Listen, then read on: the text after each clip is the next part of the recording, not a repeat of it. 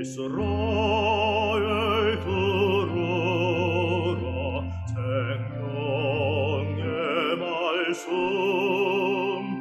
야훼님은 우리의 주님이시. 참 예수님 안녕하세요. 오늘 성경 맛들이기 사무엘 상권 6장 5장 5장 1절에서 7장 1절까지 함께 읽겠습니다. 성부와 성자와 성령의 이름으로 아멘. 말씀은 바로 내 곁에 있고 내 입에 있고 내 마음에 있다. 주님 성령의 빛으로 저희 눈을 여시어 주님의 길을 보게 하시고 저희 귀를 여시어 생명의 말씀을 듣게 하소서. 아멘. 성부와 성자와 성령의 이름으로 아멘.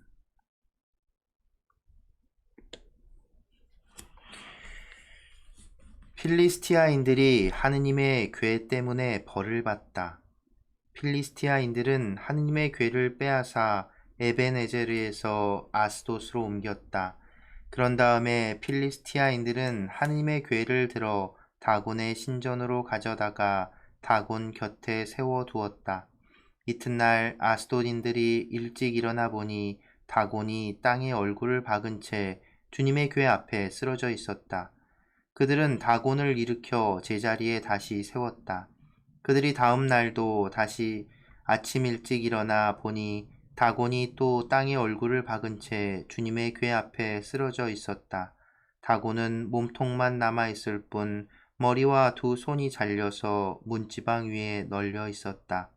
그래서 아스돗에서는 오늘날까지도 다곤의 사제들과 다곤의 신전에 드나드는 사람들이 모두 다곤의 문지방을 밟지 않는다. 주님의 손이 아스돗인들을 짓누르시어 망하게 하셨다. 그분께서 아스돗과 그 지역을 종기로 치신 것이다. 이런 일을 보고 아스돗 사람들은 말하였다. 이스라엘 하느님의 궤가 우리와 함께 있어서는 안 되겠다. 그의 손이 우리와 우리의 신 다곤을 무겁게 짓누르기 때문이다. 그들은 사람을 보내어 필리스티아인들의 통치자들을 모두 불러놓고 우리가 이스라엘 하느님의 궤를 어떻게 쓰면 좋겠소 하고 물어보았다. 통치자들이 이스라엘 하느님의 궤를 갓으로 옮겨야 한다 하고 대답하자 그들은 이스라엘 하느님의 궤를 옮겼다. 그들이 그 궤를 그리로 옮기자 주님의 손이 그 성읍을 치셔서 매우 큰 소동이 일어났다. 그분께서 그 성읍 사람들을 낮은 자 높은 자 가릴 것 없이 내려치시니 종기가 그들 몸에 솟아났다. 그래서 그들은 하느님의 궤를 에크론으로 보냈다. 하느님의 궤가 에크론에 들어오자 에크론인들도 어찌하여 그들이 이스라엘 신의 궤를 우리에게 옮겨와 우리와 우리 백성을 죽이려 하는가 하면서 울부짖었다. 그들도 사람을 보내어 필리스티아인들의 통치자들을 모두 불러놓고 이스라엘 신의 궤를 제자리로 돌려보내어 우리와 우리 백성이 죽음을 당하지 않게 해주시오 하고 요청하였다.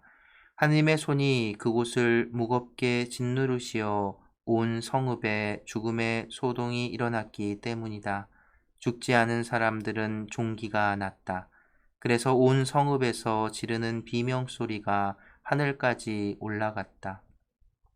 하느님의 궤가 돌아오다.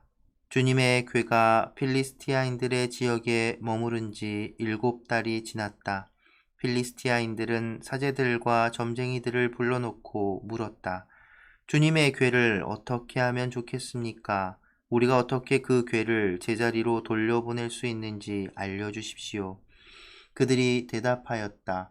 이스라엘 하느님의 궤를 돌려보내려면 그냥 보내서는 안 됩니다. 반드시 그 하느님에게 보상 제물을 바쳐야 합니다. 그래야 여러분의 병이 나을 것이고 그가 왜 여러분에게서 손을 거두지 않는지도 알게 될 것입니다. 그러면 그 하느님에게 무엇을 보상 제물로 바쳐야 합니까? 하고 필리스티아인들이 묻자 그들이 이렇게 일러주었다. 필리스티아인들의 통치자들 수만큼 금으로 종기 5개와 쥐 5마리를 만들어 함께 보내십시오. 같은 재앙이 여러분 모두와 여러분의 통치자들에게 닥쳤기 때문입니다. 여러분은 이 땅을 파괴하고 있는 이 종기와 쥐 모양을 만들어 그곳으로 이스라엘의 하느님에게 영광을 드려야 합니다. 그러면 아마도 그가 여러분에게서 그리고 여러분의 신들과 땅에서 자기 손을 거둘 것입니다. 왜 여러분은 파라오와 이집트인들처럼 고집을 부리려 합니까? 그가 이집트인들을 거칠게 다룬 다음에야 이집트인들이 이스라엘을 떠나가게 하지 않았습니까?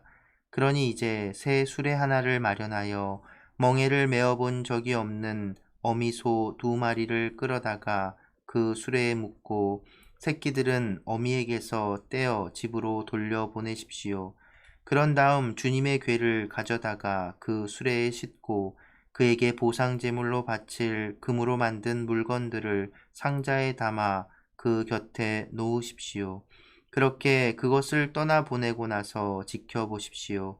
만일 수레가 제 고장에 난 길을 따라 벳세메스로 올라가면 그가 우리에게 이 큰 재앙을 내린 것이 되고, 그렇지 않으면 그의 손이 우리를 친 것이 아니라 재앙이 우리에게 우연히 닥쳤다는 것을 알게 될 것입니다.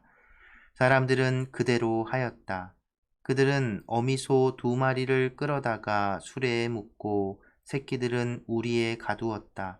수레에는 주님의 궤를 싣고 금으로 만든 쥐와 종기 모양의 물건들을 담은 상자도 실었다. 그러자 소들은 벳세메스 쪽으로 난 길을 따라 곧장 걸어간다. 소들은 울음소리를 내면서 한 길만을 따라갔는데 오른쪽으로도 왼쪽으로도 벗어나지 않았다. 필리스티아인들의 통치자들은 그 뒤를 따라 벳세메스 경계까지 갔다. 그때 벳세메스인들은 골짜기에서 밀을 거두어 들이다가 눈을 들어 궤를 보고는 기뻐하며 나가 맞았다. 수레는 벳세메스 사람 여호수아의 밭에 와서 멈추었는데 거기에는 커다란 바위가 하나 있었다. 그들은 수레를 부수어 장작을 만들고 그 소들을 주님께 번제물로 바쳤다. 레위인들이 주님의 궤와 금으로 만든 물건들이 든 상자를 내려 그 큰 바위 위에 놓자 그날 벳세메스 사람들은 주님께 번제물을 바치고 다른 제물도 바쳤다. 필리스티아인들의 5 통치자들은 이것을 보고 그날 에크론으로 돌아갔다. 필리스티아인들이 보상제물로 주님께 바친 금으로 만든 종기들은 아스돈 몫으로 하나, 가자 몫으로 하나, 아스클론 몫으로 하나, 갓 몫으로 하나, 에크론 몫으로 하나였다. 금으로 만든 쥐는 5 통치자들이 다스리던 필리스티아인들의 모든 성읍, 곧 요새 성읍들과 성벽이 없는 마을 수에 맞춘 것이었다. 주님의 궤를 올려놓았던 그 큰 바위는 오늘날까지도 벳세메스 사람 여호수아의 밭에 그대로 있다. 그런데 주님께서는 벳세메스 사람들이 주님의 궤를 보았기 때문에 그들을 치셨다. 그 백성 가운데에서 70명과 50,000명을 치신 것이다.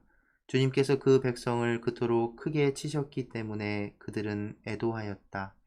벳세메스 사람들은 이렇게 거룩하신 하느님이신 주님 앞에 누가 감히 나설 수 있겠는가? 그리고 이분을 어디로 보내어 우리에게서 떠나시게 할까? 하고 의논하였다. 그러다가 그들은 키리앗 여아림 주민들에게 심부름꾼들을 보내어 필리스티아인들이 주님의 궤를 돌려보냈소. 내려와 모시고 올라가 주시오 하고 청하였다. 그러자 키리앗 여아림 사람들이 와서 주님의 궤를 모시고 올라갔다. 그들은 주님의 궤를 언덕에 있는 아비나답의 집에 옮기고 그의 아들 엘야자르를 성별하여 그 궤를 돌보게 하였다. 성부와 성자와 성령의 이름으로 아멘. 말씀은 내 발의 등불이요 나의 길에 빛이옵니다. 주님, 저희가 성경을 생명의 말씀으로 믿고 기도하며 살고 선포하게 하시어 언제나 성령 안에서 평화와 기쁨을 누리게 하소서. 아멘. 성부와 성자와 성령의 이름으로 아멘. 참여 예수님, 네, 오늘은 5장, 6장, 7장 1절까지만 이제 5장, 6장을 함께 읽어보았는데요. 사무엘기 이제 1장에서 7장까지는 사무엘의 탄생 관련된 이야기, 사무엘이 소명을 받은 이야기, 그래서 이제 사무엘기의 서론격이라고 이야기되어지는데, 그런데 이 5장, 6장 내용도 사실은 앞선 4장 내용까지도 해서 4장부터 이제 6장까지 내용을 보면 주인공이 사무엘이 아니죠. 이 계약계와 관련해서 사무엘은 전혀 언급이 되지 않죠. 그래서 계약계가 그 중심에 있습니다. 왜 이 계약계가 필리스티아인들에게 넘어갔다가 되돌아온 과정을 이렇게 자세하게 언급했을까? 이것을 생각해 보면 나중에 사무엘기 하곤에 가면 이어지는 내용들이 나오게 돼요. 그 내용은 뭐냐면 바로 다윗이 왕이 된 후에 계약계를 예루살렘으로 모시고 오는 이야기가 전해지는데 자세한 내용은 그때 이제 더 자세하게 다루게 되겠으니까 오늘은 간단하게만 말씀드리면 바로 이 사무엘기 전체를 이렇게 편집한 이 사람들은 기본적으로 왕정이라는 것에 대해서 좀 긍정적인 태도를 보인다고 학자들은 이야기합니다. 그래서 그 또 그 왕정, 그 다윗 왕가인 거죠. 그래서 그 다윗의 왕권을 이렇게 옹호하기 위해서 다윗이 나중에 이 계약계를 자기가 이제 수도로 삼은 예루살렘으로 이제 모시고 오는 거거든요. 사실 다윗은 사울이라는 첫 왕으로 이스라엘에 하나님이 기름 부어 세우신 그 첫 왕을 치고 왕이 된 사람인데 정치적으로 이렇게 보면 정통성이나 이런 것들을 물론 이제 사무엘기에서 다윗도 기름 부음을 받지요. 하지만 어찌됐든 다윗은 이제 사울 왕을 치고 이게 어떤 정치적인 전체 이스라엘 전체의 그런 정통성을 이렇게 확보하고 그 뭐랄까 영향력을 키우기 위해서 이제 계약궤를 통해서 하느님의 이 인정을 받았다라는 것을 이제 그리고 이스라엘을 이렇게 통일시키기 위해서 그런 야훼 하나님 신앙이 필요했던 것입니다. 되게 유능했던 사람인 건 맞는 것 같아요. 어쨌든 그렇기 때문에 사실은 이 계약궤가 외에 이 키리앗 여아림 실로에 있던 계약계가 키리앗 여아림 아비나답이라는 사람의 집에 모셔지게 됐는지를 자세하게 다루고 있는 것이라고 학자들은 이야기를 합니다. 어찌됐든 이제 이 이야기에서 또 재미난 부분 보면 이제 이 필리스티아인들이 점쟁이들을 불러 필리스티아인들이 막 재앙을 맞죠. 계약계가 있으면 막 종기 나고 막 사람들이 죽어나가고 재앙이 닥치는 거예요. 이집트에서의 사건이 기억나게 하는 일이죠. 그리고 필리스티아인들이 그 사건을 잘 알고 있는 겁니다. 그러니까 야훼 하느님은 뭐냐면 이스라엘에게도 당대 사람들에게도 이집트에서 이스라엘 백성을 끌어낸 구원해 준 하느님 그 어떤 정체성이라고 하는 아무튼 그 하느님의 정체 그런 하느님으로 알려져 있는 것이죠. 그것이 이스라엘 야훼 신앙의 가장 밑바탕이기도 했고요. 자, 그런 이제 내용들이 이렇게 나오고 그래서 돌려보내는 방법을 찾는데 그 방법이 재미있습니다. 여기 보면 이제 어미소 2마리, 멍에를 메어본 적이 어미소 2마리를 끌어다가 새끼 소하고 떨어뜨려 놔요. 그러면 이 어미소들은 새끼를 찾아서 가려고 할 거 아닙니까? 그런데 그럼에도 불구하고 이 새끼랑 떨어뜨려 놓은 어미소가 그 어느 자기들이 그 생각했던 그 방향으로 간다면 그것은 정말 이 야훼 하느님께서 그 이끄시는 거고 그 재앙도 다 내린 거라는 이제 판단할 수 있지 않겠느냐라고 얘기를 하는 거죠. 그래서 이런 내용이 자세히 표현되지는 않지만 바로 그런 이유 때문에 이런 방법을 택한 겁니다. 그래서 6장 12절에 보면 이런 표현이 나오죠. 그러자 소들은 베세메스 쪽으로 난 길을 따라 곧장 걸어갔다. 소들은 울음소리를 내면서 한 길만을 따라갔는데 오른쪽으로도 왼쪽으로도 벗어나지 않았다. 바로 야훼 하느님께서 당신의 괴를 이제 필리스티아인들에게서 다시 이스라엘로 보내기 위한 가시기 위한 그 위해서 소들을 이제 이끄시는 거죠. 근데 이제 어미 소들은 막 우는 거죠. 그러니까 소들이 자기 맘대로 하지 못하고 뭔가에 이끌려가듯이 가는 그런 형국을 표현한 것이라고 할 수 있죠. 재밌는 표현입니다. 어찌됐든 이 계약계는 결국 필리스티아인들에게 넘어갔지만 약 7달 정도 만에 다시 이스라엘 백성들에게 돌아옵니다. 그런데 그 처음 도착한 곳 베세메스라는 곳에서 이것도 좀 이건 뭘까? 저도 참 사실은 딱히 어떻게 설명하기가 어려운데 그래도 이제 뭐냐면 그들은 너무 기뻐하고 함께 번제도 올리고 했지만 괴를 보았다는 이유만으로 벌을 또 받지요. 근데 어쩌면 야훼 하나님의 거룩함, 그러니까 구별되어지고, 그리고 실제 신명기 신학이 밑바탕이 깔려 있잖아요. 신명기 신학의 근간인 율법에 나와 있는 내용이죠. 계약계는 아무나 함부로 범접할 수 없는, 보면 죽게 되는, 하나님을 직접 보게 되면 죽게 된다는 왜 너무나 이 거룩하신 분, 이게 우리와는 이제 다른, 하늘에 계신 분, 이기에 이제 그런 것이 이제 이런 이야기들로 전해지는 것 같습니다. 그래서 이제 5장, 6장은 이제 그런 이제 계약궤에 대한 이야기로 어떤 복선 같은 것이라고 얘기할 수도 있을 것 같아요. 네, 그렇게 되고 그런데 이제 여전히 저는 이제 계속 그런 생각이 드는 것이죠. 이제 이스라엘 백성이 야훼 하나님께 충실하지 못했고 그래서 왕을 세워달라 하고 또 그 왕들도 결국은 하나님께 충실하지 못한 모습을 보이고 백성들을 잘못 이끌어서 결국은 유배까지 경험하게 되는 그 상황들. 근데 그 모습이 오늘날 우리에게까지도 계속 이어진다는 겁니다. 하느님을 이용하려 하고 하나님께 충실하다는 것, 그것에 대해서 계속 묵상하고 고민하게 되는 이야기였던 것 같습니다. 네, 오늘은 여기까지 하도록 하고요. 오늘 그래서 들려드릴 노래는 재미난 노래입니다. 제목은 주님이 오셨도다 라는 노래인데요.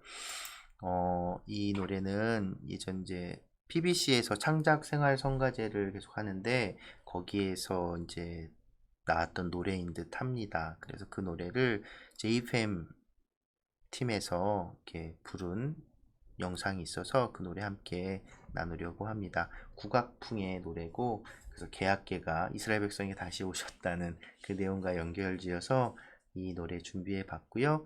네, 우리 JFM 굉장히 오랫동안 가톨릭 생활성가도 만들고 장환진이라는 이 형제님이 굉장히 열심히 활동하시는 분인데 여러분들도 이렇게 가셔서 또 둘러보시면 좋은 노래들 많이 들어보실 수 있을 것 같습니다. 네, 오늘 여기까지 하겠습니다. 오늘도 함께 해주셔서 감사합니다.